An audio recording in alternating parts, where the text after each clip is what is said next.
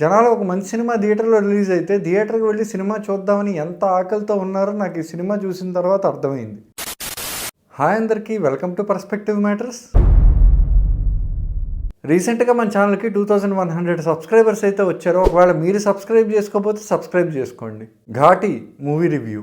నిన్న ఒక సింగిల్ స్క్రీన్లో ఈ సినిమాని చూశాను అండ్ థియేటర్ హౌస్ఫుల్ అయింది. దానికి one and only main reason Anushka అని క్లియర్గా చెప్పొచ్చు. ఎందుకంటే సినిమాని పెద్దగా ప్రమోట్ చేయలేదు అండ్ సినిమా కోసం ఇచ్చిన ఇంటర్వ్యూలో కూడా అనుష్క గారు ఎక్కడ పార్టిసిపేట్ చేయలేదు. స్టిల్ ఒక స్టార్ హీరో సినిమాకి వచ్చినట్టు జనాలు థియేటర్కి వస్తున్నారు. అది కూడా శుక్రవారం రిలీజ్ అయిన సినిమాకి పబ్లిక్లో పెద్దగా టాక్ కూడా ఏం లేదు. But still Saturday second show అనేది హౌస్ఫుల్ అయింది. మరి అంత స్టార్డమ్ ఉన్న యాక్టర్ని పెట్టుకొని క్రిష్ ఇలాంటి సినిమా తీస్తారని అయితే మాత్రం నేను అస్సలు ఎక్స్పెక్ట్ చేయలేదు. ఇంకా ఈ సినిమా కథ విషయానికి వస్తే ఈ సినిమా కథ మొత్తం గంజాయి మాఫియా చుట్టూ తిరుగుతూ ఉంటుంది.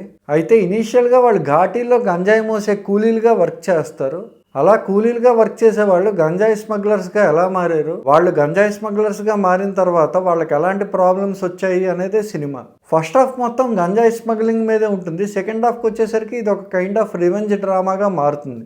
ఇంకా ఈ సినిమా నెగిటివ్స్ విషయానికి వస్తే ఫస్ట్ నెగిటివ్ పాయింట్ ఏంటంటే ఆ ఘాటీలు కూలీలు వాళ్ళ జీవన విధానం, ఈ వరల్డ్ ఏదైతే ఉందో ఆ వరల్డ్లోకి ఆడియన్ని తీసుకెళ్లడంలో డైరెక్టర్ ఫెయిల్ అయ్యారు. అంటే కథ చెప్పే విధానంలో డైరెక్టర్ ఎక్కడో కొంచెం కన్ఫ్యూజ్ అయినట్టు కనిపిస్తుంది. ఇంకా నెక్స్ట్ నెగిటివ్ పాయింట్ ఏంటంటే క్యారెక్టర్స్ అండ్ వాటి యొక్క క్యారెక్టరిస్టిక్స్ కూడా ప్రాపర్గా ఎస్టాబ్లిష్ చేయలేదు. దానివల్ల అసలు ఎవరితో కలుస్తున్నారు, ఎందుకు కలుస్తున్నారు అనేది అర్థం కాక అక్కడక్కడ మనం కూడా చాలా కన్ఫ్యూజ్ అవుతాం. దానికి ఒక సింపుల్ ఎగ్జాంపుల్ ఏంటంటే ఈ సినిమాలో విలన్ సైడ్ ఒక లేడీ క్యారెక్టర్ ఉంటుంది. ఆ పర్సన్ది ఒక వ్యాంప్ క్యారెక్టరా లేదంటే విలన్కి వైఫా అనేది కూడా నాకు సరిగ్గా అర్థం కాలేదు. పోనీ క్యారెక్టర్స్, వాటి బిహేవియర్, ఇలాంటి విషయాలన్నీ పక్కన పెడితే డైరెక్టర్ అండ్ రైటర్ కలిసి బిల్డ్ చేసిన వరల్డ్ ఏదైతే ఉందో అది పుష్ప సినిమాకి చాలా దగ్గరగా ఉంటుంది. అంటే ఒక పోలీస్ ఆఫీసర్ ఉండడం, అలాగే విలన్కి ఒక తమ్ముడు ఉండడం, ఇలాంటివి అనమాట.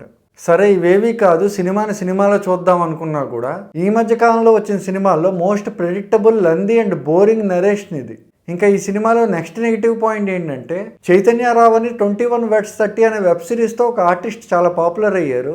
ఆ ఆర్టిస్ట్కి ఈ సినిమాలో చాలా ఇంపార్టెంట్ రోల్ ఉంటుంది. ఈవెన్ నేను కూడా ఈ సినిమా ద్వారా ఆయనకు ఒక మంచి బ్రేక్ వస్తుందనే నమ్మాను. అలాంటిది ఒక స్టేజ్ తర్వాత ఆయన స్క్రీన్ మీద చూస్తేనే ఇరిటేషన్ వచ్చేంత రేంజ్ పెర్ఫార్మెన్స్ ఇచ్చారు ఆయన. ఆ ఇరిటేషన్కి మెయిన్ రీజన్ ఏంటంటే గడిగడికి అవసరం ఉన్నా లేకపోయినా అరుస్తూ ఉంటారు. ఇంకా నెక్స్ట్ నెగిటివ్ పాయింట్ ఏంటంటే సినిమాలో అనుష్క గారి ఫేస్కి వీళ్ళు చేసిన డిజిటల్ మేకప్ ఏదైతే ఉంటుందో అది క్లియర్గా అర్థమైపోతూ ఉంటుంది. కాకపోతే ఒక నిజాన్ని అయితే ఒప్పుకోవచ్చు, సినిమా స్టార్ట్ అయిన ఒక అరగంట తర్వాత మనకు కూడా అది అలవాటైపోతుంది. ఇంకా ఈ సినిమా పాజిటివ్స్ విషయానికి వస్తే ఫస్ట్ మాట్లాడుకోవాల్సింది సినిమాటోగ్రఫీ గురించి.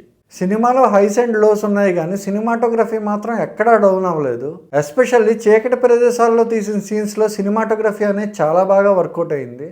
ఇంకా నెక్స్ట్ పాజిటివ్ పాయింట్ ఏంటంటే ఈ cinema background score and music. Cinema second హాఫ్లో ఒక పావుగంట పాటు మన సరిపోదా శనివారంలో వచ్చే సమవర్తి అనే మ్యూజిక్ సిమిలర్గా మ్యూజిక్ ఇచ్చారు. ఆ పార్ట్ తప్పితే మిగిలిన సినిమా అంతా బ్యాక్గ్రౌండ్ స్కోర్ అండ్ సాంగ్స్ అన్నీ బాగున్నాయి. అండ్ ఈ సినిమాకి మ్యూజిక్ డైరెక్టర్ కూడా పెద్ద పాపులర్ పర్సన్ ఏం కాదు, నాగవెల్లి విద్యాసాగర్ అని చెప్పి జస్ట్ 2 సినిమాలు చేసిన ఎక్స్పీరియన్స్ మాత్రమే ఉంది ఆయనకి. 3వ సినిమాకి ఈ రేంజ్ బ్యాక్గ్రౌండ్ స్కోర్ ఇచ్చారంటే పర్లేదు, ఖచ్చితంగా ఈయన గురించి మనం ఫ్యూచర్లో మాట్లాడుకుంటాం. ఈ సినిమాని థియేటర్లో అయితే భరించడం కష్టమే. మీకు ఓపిక, సహనం అనేవి ఎక్కువగా ఉంటే ఓటీటీలో ట్రై చేసుకోవచ్చు. మరో మూవీ రివ్యూతో మళ్ళీ కలుద్దాం. Until then, bye.